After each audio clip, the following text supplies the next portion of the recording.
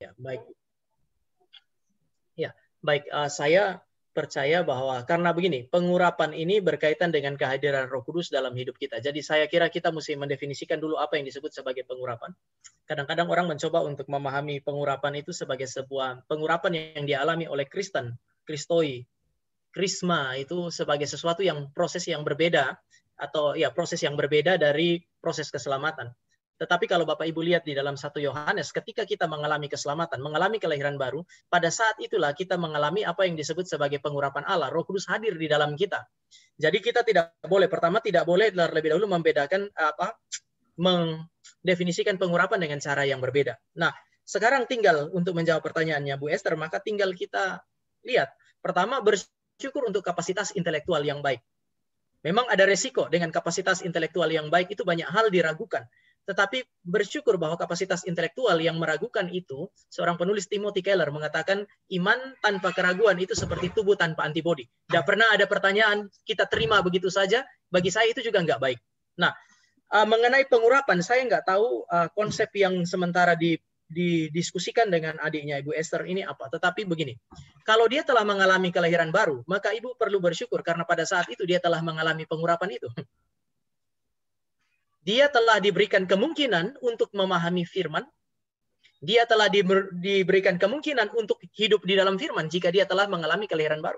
Sehingga saya kira ucapan syukur kita yang paling besar adalah kita mengalami keselamatan. Dan kalau Ibu Esther punya adik yang dokter ini juga sudah mengalami keselamatan, saya kira ini ucapan syukur yang pertama.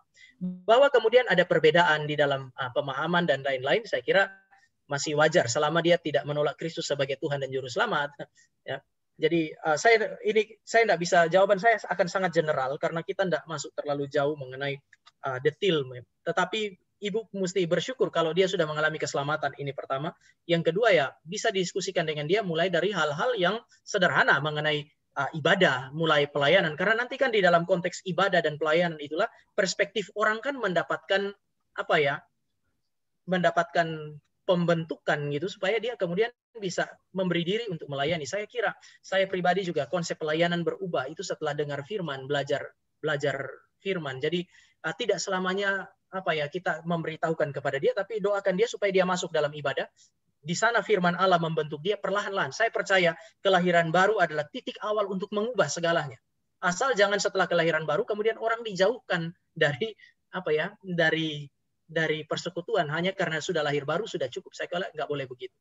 Karena Tuhan bentuk melalui firman, maka bawalah dia ke dalam ibadah, lalu perlahan-lahan saya kira dia akan mendapatkan pemahaman gitu. Asal Ibu juga menempatkan dia di dalam gereja yang juga menjelaskan kebenaran firman Allah dengan baik. Karena orang kritis butuh jawaban yang cukup rasional. Dan saya percaya gereja punya alat untuk itu. Alkitab kita sangat rasional. Meskipun dia juga pada saat yang sama melampaui akal. Maka ruang yang paling tepat adalah bawa dia ke gereja untuk berjumpa dengan hamba Tuhan yang mengerti firman dengan baik. Saya kira itu. Ya, terima kasih. Ya, pertanyaan terakhir dari Pak Yahya yang sudah raise hand. Silakan Pak Yahya. Ya Pak, jadi tanpa Roh Kudus yang adalah Allah itu sendiri, kita tidak akan bisa bergumul dalam ketaatan. Benarkah itu? Karena kerjakan keselamatanmu dengan takut dan gentar itu adalah termasuk bergumul dalam ketaatan pengudusan.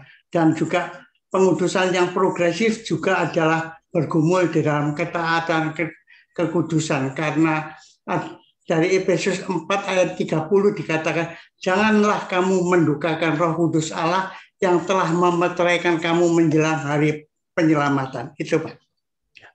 Saya kira betul Pak. Jadi Pak Yahya punya kesimpulan tepat bahwa pengudusan progresif, mengerjakan keselamatan semua berkaitan dengan pergumulan dengan dosa. Pasti itu tidak mungkin tidak terjadi. Dan tanpa pekerjaan Roh Kudus nggak mungkin. Karena tanpa pekerjaan Roh Kudus yang melahirbarukan kita cenderung menikmati dosa. Saya pakai istilah tadi, kalau tidak ada kelahiran baru yang memberi hati baru, pikiran baru, dan kehendak baru, ya kita akan merasa bahwa semua itu sudah sebagaimana seharusnya. Segera setelah kita mengalami kelahiran baru melalui pekerjaan Allah Roh Kudus, baru kemudian hati kita itu diarahkan dengan firman untuk mulai berpikir dengan cara baru, merasa dengan cara yang baru, bertindak dengan cara yang baru. Dengan demikian, ya pergumulan dengan dalam ketaatan, pergumulan melawan dosa itu tidak mungkin, Pak. Tidak mungkin tanpa pekerjaan Allah Roh Kudus. Oleh karena itu di bagian awal saya pakai istilah total inability, ketidakmampuan total. Kita tidak mungkin itu bergumul dengan dosa, memenangkannya selama kita belum mengalami kelahiran baru. Jadi prasyarat untuk mencapai hal ini adalah kehadiran Roh Allah di dalam kehidupan kita. Dan di titik awalnya adalah kelahiran baru, dan kemudian dia pimpin melalui firman. Saya kira itu Pak Yahya. Terima kasih. Katanya sebab di luar kamu tidak dapat berbuat apa-apa, Pak. Iya. Di dalam Yohanes 5 ayat 15 itu ya Pak intinya ya Pak ya. Iya Pak. Buah itu tidak mungkin kalau kita di luar pokok anggur. Iya, terima kasih Pak. Ya, baik. Saya rasa itu saja sesi pertanyaan pagi hari ini.